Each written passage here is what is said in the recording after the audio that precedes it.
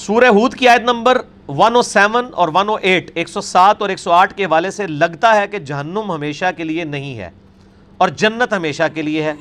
آپ کا کیا موقف ہے؟ امام ابن تیمیہ اور محی الدین ابن عربی کا بھی یہی موقف ہے، بلکہ آپ کے استاد ڈاکٹر اسرار اور غامدی صاحب کا بھی یہ موقف ہے. اور منو نہ تڑی لایا کرو کسی دی، اللہ دے بندے ہو، دلیل کے اوپر بات کریں.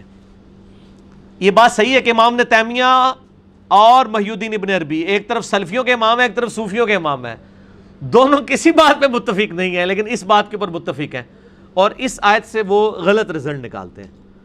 دیکھیں عقیدہ جو ہے نا، یہ اصول کی بات ہے. اصول جو ہے اجتہاد سے نہیں ہوتا جب تک نص موجود نہ ہو. یہ سورہ ہود کی آیت نمبر ہے 107 اور 108، ظاہر ہے یہ 12ویں پارے میں ہی آئے گی. 107 108. ہاں جی، اعوذ باللہ من الشیطان الرجیم، بسم اللہ الرحمن الرحیم. پہلے دوزخیوں کا ذکر آیا ہے کہ وہ آگ میں ہوں گے، وہاں پہ اس کا چیخ و پکار دوزخ کی سنیں گے. خالدین فیہا، وہ رہیں گے اس میں ہمیشہ. ما دامت السماوات والارض، جب تک کہ آسمان اور زمین قائم ہے. الا ما شاء ربک، ہاں اگر تیرا رب ہی چاہے. ان ربک فعال لما یرید، بے شک تیرا رب جو چاہتا ہے وہ کرتا ہے. وہ کہتے ہیں اس میں آیا نا کہ یہ تو عرب کا محاورہ تھا. ہم کہتے ہیں نا جی قیامت تک میں تجھ سے نہیں بولوں گا. اس کا یہ مطلب نہیں ہوتا کہ قیامت دن میں بول لوں گا، مراد ہے کہ ہمیشہ کے لیے نہیں بولوں گا. تو عرب میں بھی یہ محاورہ تھا کہ جب تک زمین و آسمان قائم ہے نا یہ نہیں ہوگا. تو یہ محاورتاً ہے، ورنہ تو زمین و آسمان نے بھی ہمیشہ تو قائم نہیں رہنا. تو یہ محاورتاً بات ہوئی ہے کہ دوزخی دوزخ میں رہیں گے جب تک زمین و آسمان قائم ہے، الا یہ کہ اللہ ہی چاہے. وہ کہتے ہیں یہ جو ہے نا الا یہ کہ اللہ چاہے، تو اس کا مطلب ہے بعد میں کبھی نہ کبھی اللہ تعالیٰ دوزخ کو ختم کر دے گا، کیونکہ 7 الفاظ ہیں ان ربک فعال لما یرید، بے شک تیرا رب جو چاہتا ہے کرتا ہے. اچھا جی، آگے کیا ہے؟ وَأَمَّا الَّذِينَ سُعِدُوا فَفِي الْجَنَّةِ خَالِدِينَ فِيهَا، اور جو سعادت مند ہیں وہ ہوں گے جنت میں، اس میں رہیں گے ہمیشہ. ما دامت السماوات والارض، اس وقت تک جب تک کہ آسمان و زمین قائم ہے. الا ما شاء ربک، ہاں تیرا اگر رب ہی چاہے. عطاء غیر مجذوذ، لیکن اس کی جو عطا ہے وہ نہ ختم ہونے والی ہے. وہ کہتے ہیں یہاں پہ بھی وہی الفاظ ہے کہ اگر تیرا رب چاہے گا تو جنت بھی ختم ہو جائے گی، لیکن اس کے ساتھ چونکہ آ گیا کہ تیرے رب کی عطا جو ہے وہ نہ ختم ہونے والی ہے، تو اس سے یہ اشارہ ملتا ہے کہ جنت ختم نہیں ہوگی. اور اوپر یہ آ رہا ہے کہ ان ربک فعال لما یرید، اس سے لگتا ہے کہ اللہ تعالیٰ کبھی چاہے گا تو دوزخ ختم کر دے گا. اندھے کو اندھیرے میں بڑی دور کی سوجی، ایڈے اس طرح دے رزلٹ نہیں کٹے جاندے. اور پھر وہ آگے کہتے ہیں دیکھیں جی جنت کا ذکر جب بھی قرآن میں آیا نا تو وہاں خالدین فیہا ابدا آیا ہے، اور دوزخ کا ہاں سارے ہسے جے تہاڈی بھی جہالت ہے، اللہ دے بندو قرآن بھی کھول لیندے، دوزخ نال بھی ابدا آیا ہوا ہے. اچھا اسی بھی سن سنا کے سننی ٹنی، کدے خود قرآن کھول کے پڑھے. اور یہ بات اتنی مشہور، اتنے بڑے بڑے علماء کر رہے ہوتے ہیں جی جنت کا جب بھی ذکر آیا نا تو وہ ابدا کے ساتھ آیا ہے، اور دوزخ کا ذکر جب آیا تو صرف خالدین فیہا آیا، ابدا نہیں آیا. میں دسنا ابدا، اللہ دے بندے ہو میں نہیں یہ بنایا قرآن ابدا کہاں کہاں آیا. سنیں سورۃ الجن، یہ پہلے تو سورۃ النساء میں آ جائیں آپ، حوالے نوٹ کرتے جاؤ. یہ ابدا والی گل آندا کوئی کرے نا انہوں کو اس مسئلے نال بھی انجینئرنگ ہو گئی ہے. دیکھیں سورہ نساء آیت نمبر 169، اللہ تعالیٰ فرماتا ہے کہ جو کافر ہیں ظلم کرنے والے وہ رہیں گے، ان کی مغفرت نہیں ہوگی، اللہ تعالیٰ ان کو کوئی سیدھا راستہ نہیں دکھائے گا. الا طریق جہنم خالدین فیہا ابدا، مگر یہ رہیں گے دوزخ میں ہمیشہ ہمیش. وکان ذلک علی اللہ یسیرا، اور یہ اللہ کے لیے ہے آسان. پہلا والا. دوسرا سورۃ الاحزاب آیت نمبر 56، یہ تو بڑی مشہور آیات ہیں. وہ دوست کی کہیں گے اللہ ہمارے بزرگوں کو دگنا عذاب دے جن کی وجہ سے ہم گمراہ ہوئے. انہی آیات کے ساتھ یہ بھی آتی ہے آیت نمبر 65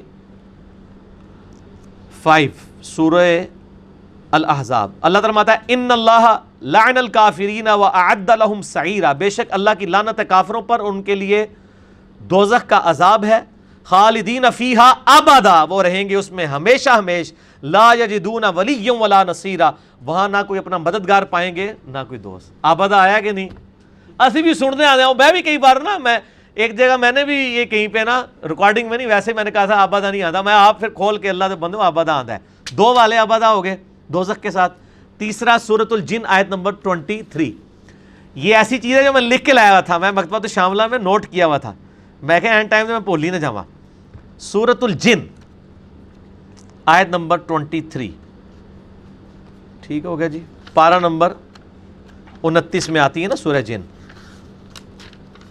اعوذ باللہ من الشیطان الرجیم۔ سورۃ المزمل ہے جی، اس سے پہلے سورہ جن ہے، آیت نمبر ہے اس کی 23۔ اللہ تعالیٰ ماتا ہے وَمَن يَعْصِ اللَّهَ وَرَسُولَهُ، جو کوئی اللہ اور اس کے رسول کی نافرمانی کرے۔ اے لو بالکل سیدھی آیت ہے، اور مکی آیات بالکل سیدھے سیدھے فتوے ہوتے ہیں نا، کوئی آپ ادھر ادھر سے گھما کے نہیں بات ہوتی، بالکل اسٹریٹ فارورڈ۔ وَمَن يَعْصِ اللَّهَ وَرَسُولَهُ فَإِنَّ لَهُ نَارَ جَهَنَّمَ خَالِدِينَ فِيهَا أَبَدًا، جو کوئی اللہ اور اس کے رسول کی نافرمانی کرے بے شک وہ رہے گا جہنم میں خالدین فیہا ابدا، ٹھیک ہے، ہمیشہ ہمیشہ۔ یہ ابدا، نہ میں وابی نہ میں بابی، میں ہوں مسلم علم و کتابی۔ دیکھو ثابت کیتا ہے نا، یہ جناب سال صدیاں کا مسئلہ حل ہوا جی، ابدا ہے نہیں ہے۔ اس ٹائم شاید اگر وہ کوئی مکتبہ تو شاملہ ہوتا تو پرانے بزرگ بھی کوئی ابدا پا کے کٹ ہی لیندے۔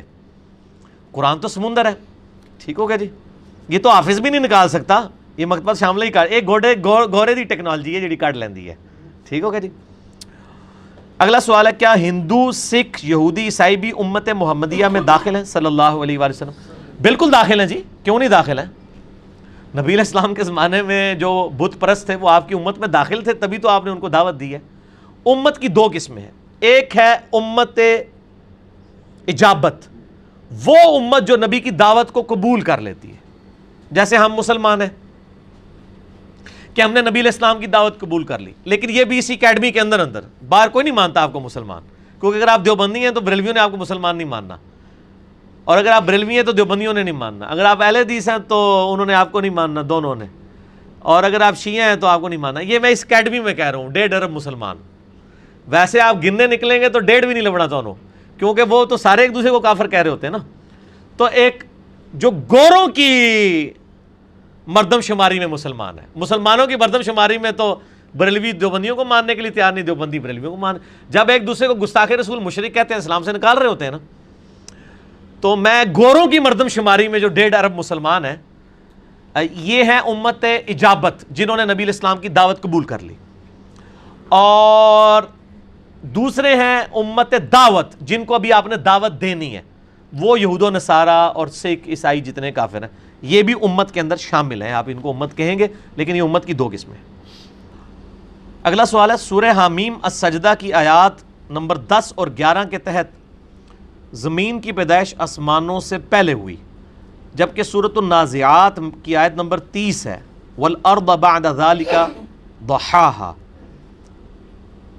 اس کے تحت یہ تضاد کیوں آ رہا ہے؟ یہ تضاد نہیں ہے میرے بھائی، یہ اگلے دن ایک بھائی نے مجھے ای میل کے اوپر بھی سوال کیا تھا، میں نے ان کو جواب دیا تھا۔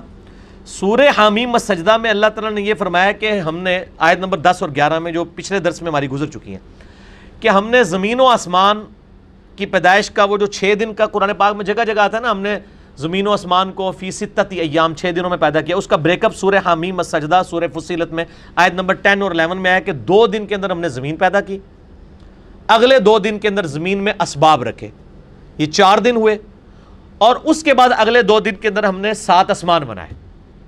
جبکہ سورۃ النازعات کی آیت نمبر 30 میں آیا کہ ہم نے زمین کو اس کے بعد رہنے کے قابل بنایا۔ زمین کی پیدائش کا ذکر نہیں ہے یہاں پہ، پیدا پہلے ہی ہو چکی تھی، ظاہر ہمیں بھی سائنٹیفکلی پتا ہے کہ بعد میں وہ ٹھنڈی ہوئی، پھر آہستہ آہستہ بارش ہوئی، پھر اس سے سبزہ ہوگا۔ رہنے کے قابل جو ہے وہ آسمانوں کی پیدائش کے بعد بنایا گیا، اسے پیدائش اور اسباب اس میں پہلے رکھ دیے گئے تھے، لہٰذا دونوں چیزوں میں کوئی تضاد موجود نہیں ہے۔ آپ آیات کو غور سے بھی پڑھ لیا کریں، اس میں ہے کہ ہم نے زمین کو اس کے بعد بچھونے کے طور پر رہنے کے قابل بنایا۔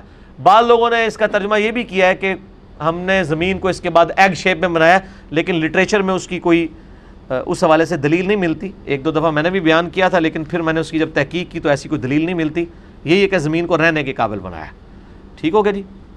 اور اسی میں بتا دوں، بعض لوگ کہتے ہیں جی وہ زمین فلیٹ ہے، قرآن میں ہم نے زمین کو بچھونا بنایا۔ بچھونا اس معنوں میں کہا جاتا ہے زمین کو کہ زمین سٹیبل ہے، کیونکہ ہر سیکنڈ میں 2 زلزلے آ رہے ہیں، ان کا میگنیچیوڈ زیادہ نہیں ہے، ورنہ زمین پہ کوئی رک نہ سکے۔ تو فلیٹ قرآن پاک میں کہیں نہیں ہے کہ زمین فلیٹ ہے، نہ قرآن پاک میں کہیں ڈائریکٹلی آیا کہ زمین گول ہے. سائنس سے ہمیں پتہ چلا زمین گول ہے, البتہ رہنے کے قابل ہے. اور ایک بہت بڑے گول دائرے میں 1-2 کلومیٹر تک بھی آپ جائیں تو وہ فلیٹ ہی نظر آئے گا, کیونکہ ایک بہت بڑی آرک کا چھوٹا سا حصہ آلموسٹ اسٹریٹ لائن ہی ہوتا ہے. ٹھیک ہو گیا جی. اور وہ جو سرکمفرنس 40,000 کلومیٹر کا ہے زمین کا, 40,000 کلومیٹر ہے یہ گولائی, تو اس میں 1 کلومیٹر کیا 10 کلومیٹر بھی ایک اسٹریٹ لائن ہی ہوگی. ٹھیک ہے نا. وہ فلیٹ اس اعتبار سے کہ رہنے کے قابل ہے. فلیٹ قرآن پاک نے یہ نہیں کہا کہ زمین بالکل چپٹی ہے, یہ قرآن پاک میں کہیں نہیں آیا, بالکل ہی غلط دعویٰ ہے.